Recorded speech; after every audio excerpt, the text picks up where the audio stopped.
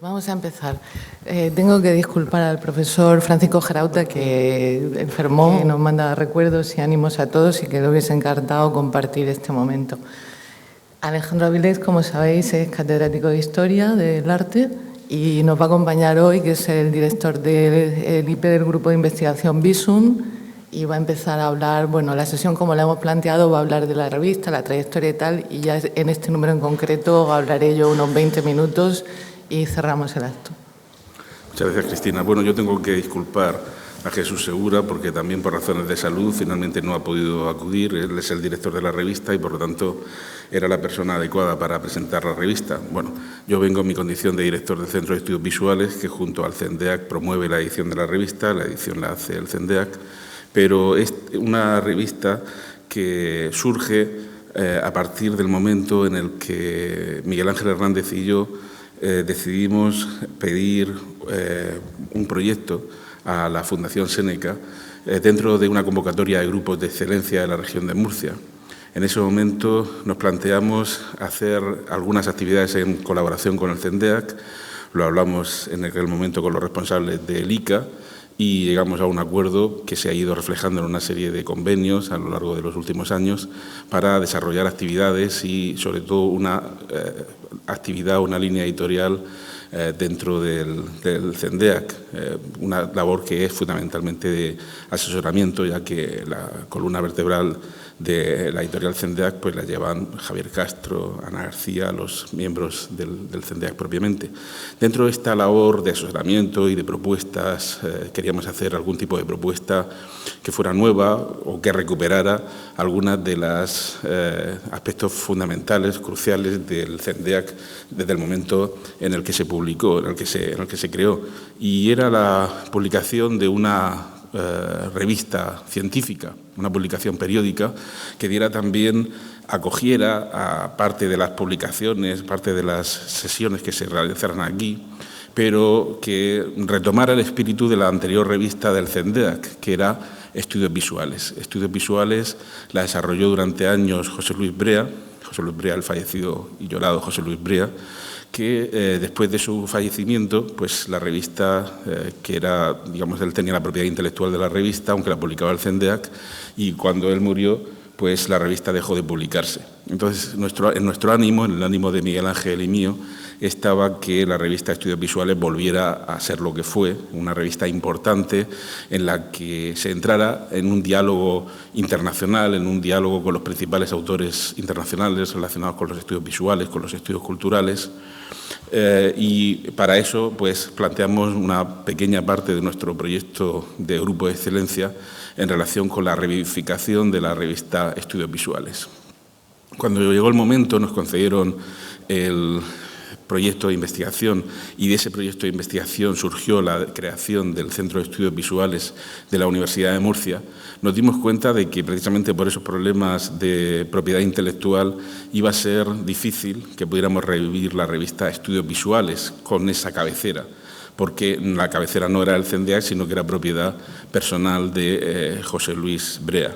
Estuvimos en conversaciones con los herederos, pero hubo pues opiniones de todo tipo respecto a ellos, quiero decir, provenientes de ellos, y finalmente no pudo llevarse a cabo ese proyecto que nos habría encantado por el prestigio que había adquirido la cabecera y también como homenaje y recuerdo a esa personalidad intelectual que tan vinculada estuvo al CENDEAC como fue José Luis Brea.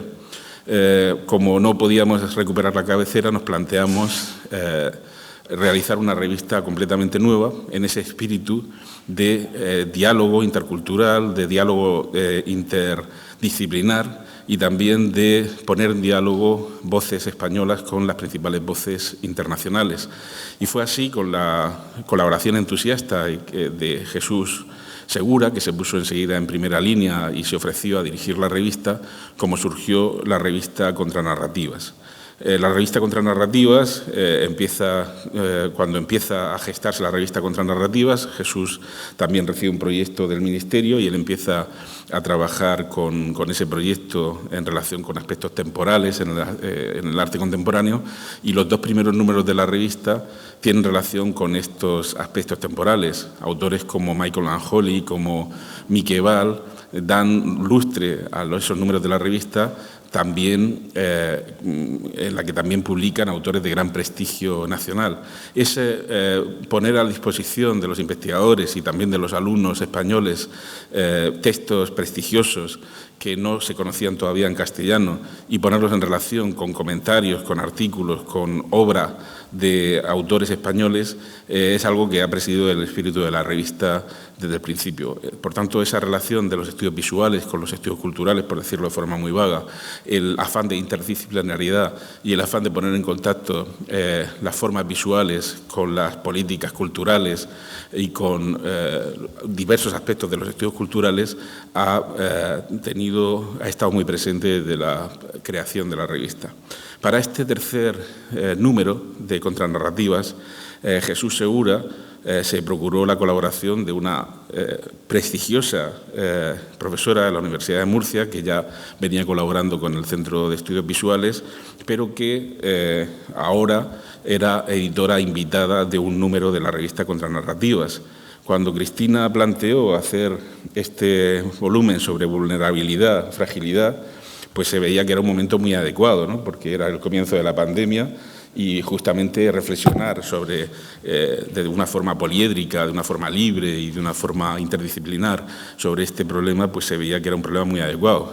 Diría que, por desgracia, el momento en el que venimos a presentar la revista hace que se multiplique el hecho de que es muy adecuado reflexionar sobre este tema en un momento en el que estamos con todas nuestras certezas del pasado tiradas por tierra, con un momento de guerra en Europa, que era algo que pensábamos que correspondía a un momento histórico de hace más de 100 años.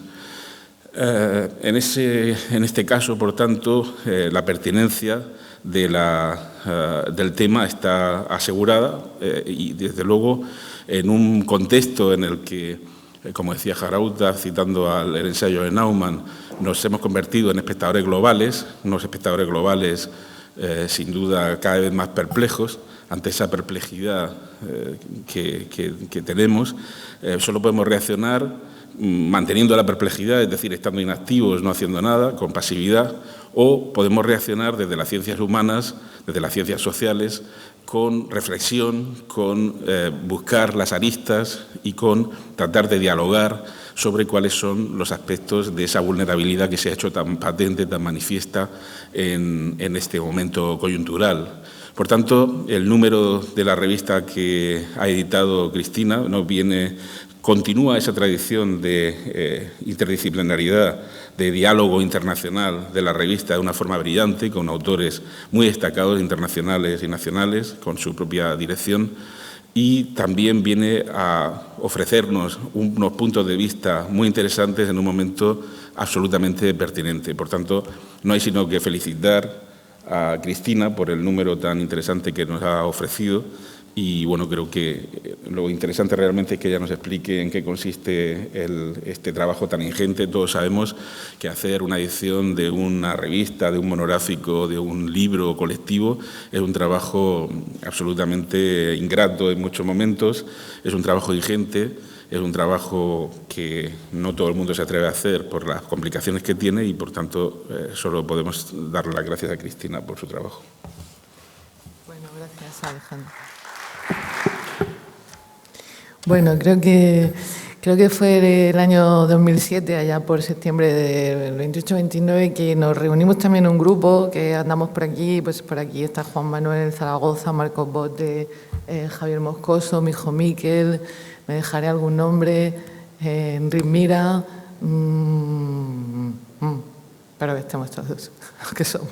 Bueno, nos reunimos en el Puertas de Castilla para hacer un workshop sobre vulnerabilidad y fragilidad. Y, de hecho, el objetivo en aquel momento fue justamente trabajar la idea de fragilidad como un territorio común y compartido desde el que explorar problemas fundamentales de nuestra sociedad contemporánea y hacerlo desde las ciencias sociales y el arte y las humanidades. Continuamos caminando este grupo y hay que ver que 5 años después la realidad nos ha puesto este tema casi en el primer nivel y hemos tenido que volver a él. De hecho, volvimos a él cuando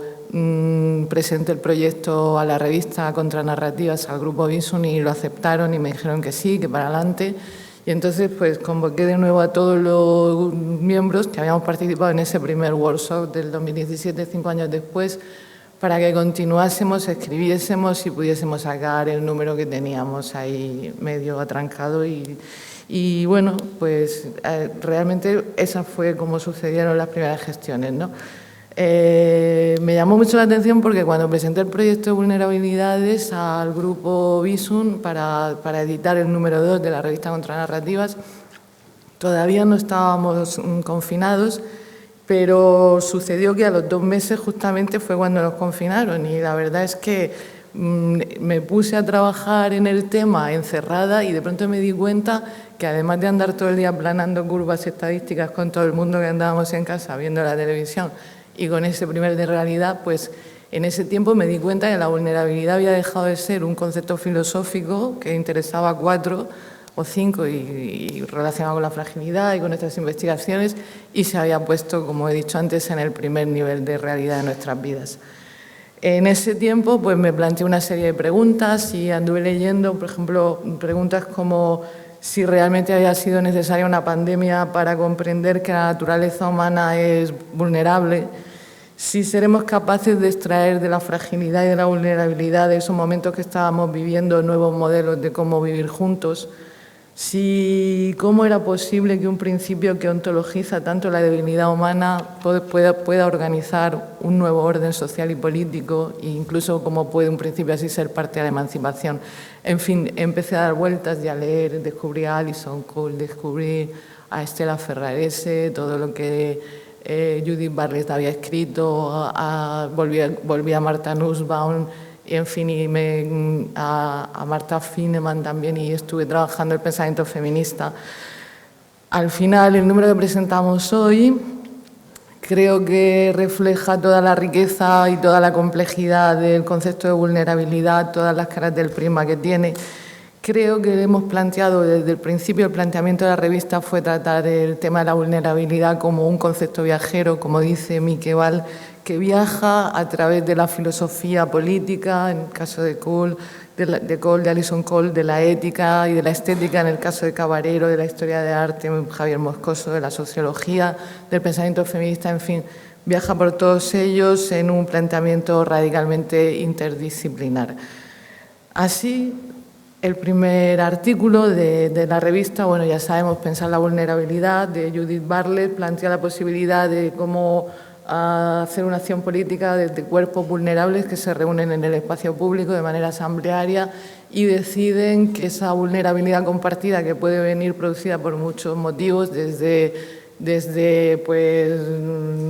reivindicar derechos de ciudadanía que no tienen, o violencia estructural del sistema por raza, identidad diferentes, o infraestructuras escasas y pérdida de derechos de educación, de vivienda, etcétera,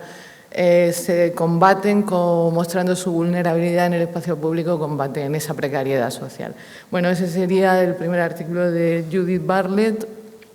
Aquí está la portada de la revista, es que voy más rápido que las diapositivas, y el sumario. Bien, de ahí viajamos efectivamente a un planteamiento ético-estético en el texto de Leonardo y la inclinación materna de Adriana Cabarero, que justamente Cabarero desde la estética cuestionará el significado moral y político de la rectitud y de la autonomía en la representación del sujeto en el arte occidental. El texto Todos somos vulnerables, pero algunos somos más vulnerables que otros, de la profesora Alison Cole, me pareció una riqueza increíble porque es verdad que recogía casi todo el planteamiento, como ha hecho hoy en su magnífica exposición, de lo que podemos pensar sobre la vulnerabilidad, desde el planteamiento ético, el planteamiento político, y realmente nos sacaba del sueño dogmático de pensar que iba a ser el lugar común de la reivindicación, donde todos nos íbamos a reconocer y tal, de alguna manera nos despierta de ese sueño dogmático y nos muestra las relaciones ambivalentes que tiene la ontología cuando mezclamos o cuando intentamos relacionar la ontología con la política y con la ética, y la dificultad y las aristas que tendría pensar en profundidad la vulnerabilidad. Realmente la primera que ella plantea hoy y que en su artículo se lee fenomenal, el primer inconveniente que nos encontramos es que efectivamente todos somos vulnerables, pero afirmar esto nos lleva primero a entender que estamos enmascarando quizás vulnerabilidades específicas, pues que no todos somos igualmente vulnerables. Efectivamente, hay razas o géneros o contextos situacionales, como puede ser una guerra, que de pronto vuelve precaria y vulnerable a una población y le añade un plus de riesgo mucho más grande que el resto. Bueno, mi planteamiento del cuerpo es espacio público, cuerpos vulnerables y acción política. También da una vuelta al texto de Judith Barles sobre la vulnerabilidad y vuelvo a la filosofía política desde comprender si es posible hacer acciones políticas y buscar un sujeto político que aglutine a todas las diferencias y las identidades. Y ya que no hablamos de condiciones materiales, que era el lugar tradicional para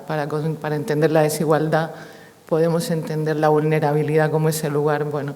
¿y qué pasa cuando en el mundo nos olvidamos de construir un poco el tema de los cuidados y pensamos el mundo más desde un sujeto vulnerable? ¿Qué pasaría si eso puede hacer de mito fundacional de las sociedades si nos pensáramos desde ahí más que desde el sujeto liberal? Ese era un poco el planteamiento. En el texto del profesor Jarauta, La rebelión de la naturaleza, descubrimos que tal vez el mundo ya no sea ese lugar seguro que todos habitamos en términos heideggerianos, que nos reconocemos en él. Y no, parece ser que la naturaleza, viene a decir Jarauta, hemos roto el vínculo o comprende que el hombre ha roto el vínculo que le unía a la naturaleza y a lo mejor lo que esté pasando, como dice Latour, es que el verdadero sujeto político del siglo XXI sea la naturaleza y algún día nos desaloje del planeta. Bueno, algo así. En el texto que planteo,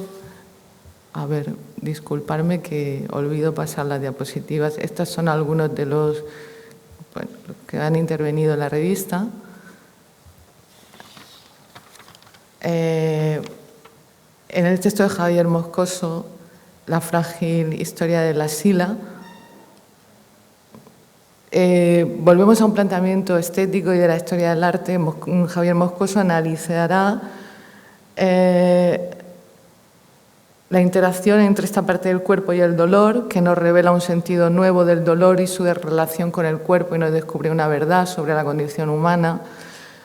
Juan Manuel Zaragoza, en Jugar con cajas de arena, hablará sobre la constitución de la infancia como un sujeto frágil que realmente es una construcción social de la modernidad. Cuando aparecen las grandes ciudades y los juegos y tal, pues precisamente la fragilidad la planteará Juan Manuel en este artículo no como algo innato, sino como algo construido, y utilizará el ejemplo de cómo hemos fragilizado la infancia en ese momento de la modernidad. Mi hijo Miguel, en el texto final de Auciar, pues es quizás, desde mi punto de vista, el más sociológico, y es muy curioso porque parte de la tragedia del desahucio incomprensible de 50 familias que son desalojadas de sus casas teniendo sus contratos al día, los alquileres pagados, y esto sucede en 3 localidades de la Comunidad Valenciana, en Ribarrocha del Túria, Alfafar y Torrent, incomprensiblemente, y por un entramado de fondos buitre, ¿qué más? Comunidad autónoma, ayuntamiento y tal. Ahí nadie consigue entender qué está pasando. El caso es que estas familias son desalojadas y realmente en cómo mi hijo Miguel nos cuenta y nos transmite esta historia, nos damos cuenta de la fragilidad de la vida humana, de esa fragilidad del habitar que todos podemos, en la que todos podemos de pronto vernos inmersos, ¿no? Bueno, quería comentar de Marina Núñez que hemos tenido la suerte de que nos ha dejado su obra. Algunas de sus imágenes ya han pasado para ilustrar la revista. Partes son óleos sobre lienzo, fotografías y un vídeo en concreto en el que Marina ha ido contando visualmente cómo ve ella la vulnerabilidad y la fragilidad. Y de hecho, si queréis, voy a pasar las imágenes y veréis que se expresan en cuerpos dañados o imágenes que parece que se metamorfosean con el medio. otras incomprensibles de, no sé, de subjetividades nuevas, como puede ser esta, o que se funden con el universo, o que son heridos, o que tienen incluso cierta ductibilidad, ¿no? Y creo que venía muy al caso pues hablar para ilustrar precisamente este concepto de vulnerabilidad que tiene tantos prismas, tantos aristas y que hemos tratado en la revista como un concepto viajero bueno, pues, que ha ido viajando desde diversos saberes y conocimientos bueno, que ha ido viajando de manera transversal. Bueno, quizás en todos ellos hayamos querido fomentar un debate que supere un poco el cansancio del paradigma humanista y antropocéntrico que vivimos, ¿no? Y bueno, esto era el tema de la revista y cómo la hemos planteado. Espero que os haya gustado y pues en papel para disfrutarla luego. Muy bien.